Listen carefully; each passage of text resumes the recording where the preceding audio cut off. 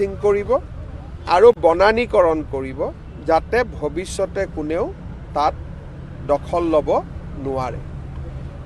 যিজন ব্যক্তিৰ পুলিচৰ গুলীচালনাত মৃত্যু হ'ল কাউন্সিলে তেখেতক এটা চাকৰি দিব।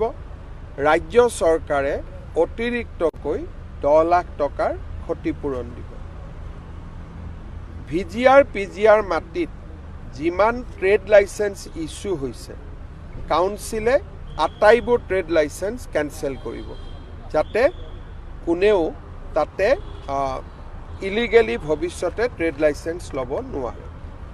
ইয়াৰ উপৰিও কাৰ্বি আলঙৰ VGR PGRৰ মাটিক বাদ দিও বিভিন্ন ডিপাৰ্টমেণ্টৰ মাটিও মানুহে এনক্ৰোচ কৰি থৈছে। ইৰিগেশ্যন, সইল কনজাৰ্ভেশ্যন ডিপাৰ্টমেণ্টৰ মাটিও এনক্ৰোচ কৰি থৈছে। যিবিলাক ডিপাৰ্টমেণ্টৰ মাটি এনক্ৰোচ হৈ আছে তাতে কাউন্সিলে এভিকশ্যন আৰম্ভ কৰিব। অহা 17 জানুৱাৰীত আমাৰ দ্বিতীয় লানি আলোচনা আৰম্ভ হ'ব। তেতিয়ালৈকে হাইকোৰ্টৰ পৰাও আমি এটা সুবিচাৰ পাম বুলি আশা কৰিছোঁ। এই আলোচনাখিনিৰ উপৰিও কাৰ্বি আলঙৰ কাউন্সিলৰ কেইবাখনো rules, conduct of election rules, land alienation rules আদি বিভিন্ন ৰুলছ ৰাজ্য চৰকাৰৰ বিচাৰাধীন হৈ আছে। এই ৰুলছ আৰু আইনবিলাকো ৰাজ্য চৰকাৰে সোনকালে অনুমোদন দিয়াৰ ব্যৱস্থা কৰিব। আজি এই গোটেইখিনি আলোচনা হ'ল আৰু বহুখিনি কথা আলোচনা কৰিব বাকী আছে। 16 বা 17 জানুৱাৰীত আমাৰ দ্বিতীয় লানি আলোচনা আৰম্ভ হ'ব। চাওক, মই ইয়াতে তৃতীয় পক্ষ বা দ্বিতীয় পক্ষৰ কথা নকওঁ। এই গোটেই ঘটনাটোৰ লগত এইটো এনেকুৱা নহয় যে এইটো কিবা দুটা গোষ্ঠীৰ সংঘৰ্ষ। ইয়াৰ লগত বহুদিনীয়া অমীমাংসিত কিছু প্ৰশ্ন জড়িত হৈ আছিলে। যিকোনো কাৰণতে নহওক ঘটনাটো ঘটিলে আমাৰ উদ্দেশ্য হৈছে শান্তি ঘূৰাই অনা। সেইকাৰণে পুলিচেও যিজন জীৱন্তে জুইত অগ্নিদগ্ধ হৈ মৃত্যু হ'ল সেই কেছটো ৰাখিব।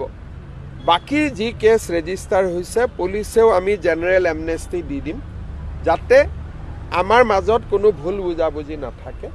আৰু ৰাজ্য চৰকাৰ, কাৰ্বি আলং কাউন্সিল আৰু চিভিল ছ'চাইটি বা আন্দোলনকাৰী পক্ষ বা আন সকলো ৰাইজক লৈ আমি খেৰণীত শান্তি প্ৰতিষ্ঠা কৰিম। কাৰ্বি আংলঙত আমি শান্তি প্ৰতিষ্ঠা কৰিম।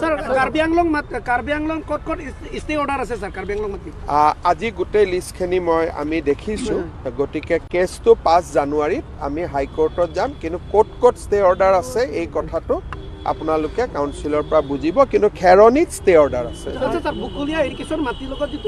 বকলীয়া ইৰিগেশ্যনত আমি এভিকশ্যন কৰিব লাগিব সোনকালে। আজি সিদ্ধান্ত হৈছে যে বকলীয়া ইৰিগেশ্যনত আমি সোনকালে এভিকশ্যন কৰিব লাগে।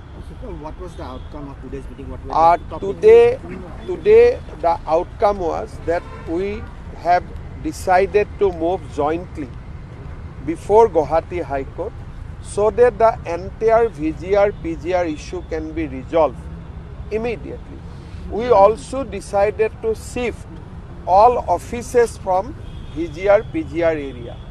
We have also decided to fence all the vacant land immediately and start a afforestation drive in the vacant area. We have also decided to cancel trade license which were illegally issued in last 5 years.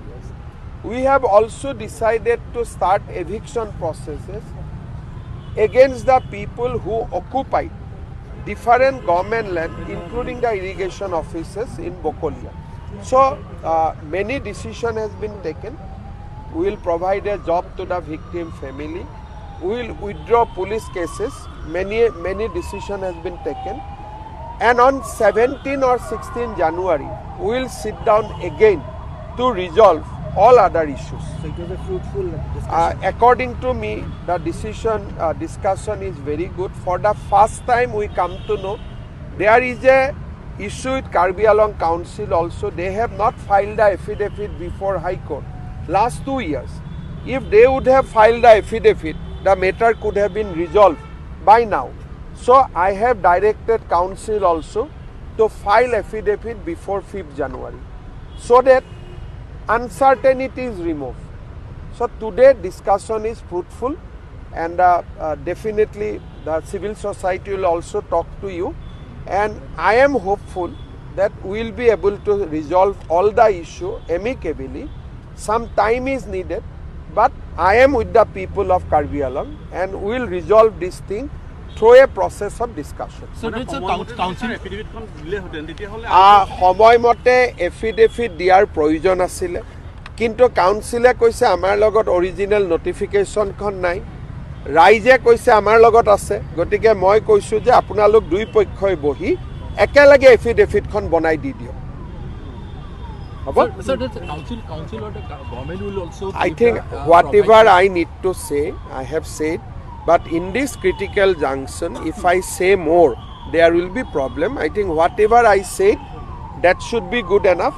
You speak to the agitationists, they are coming, so they will also give their viewpoint to you. So does the ex-Gesi on Ex-Gesi I have already announced, one job they will get, the victim family will give one government job and 10 lakhs rupees.